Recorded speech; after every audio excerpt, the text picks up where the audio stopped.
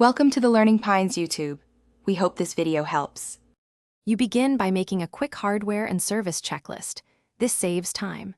First, confirm your TV accepts HDMI or network casting, and make sure your phone hotspot is enabled in settings. Next, plug in power to both devices, avoid low battery interruptions.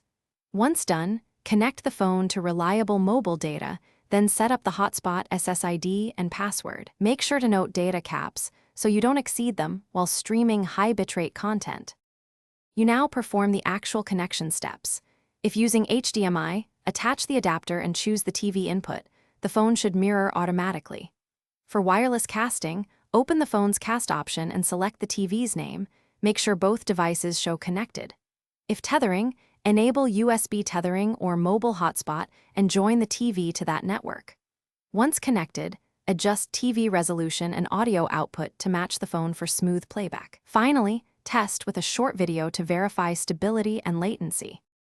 You finish by optimizing performance and preparing for common issues.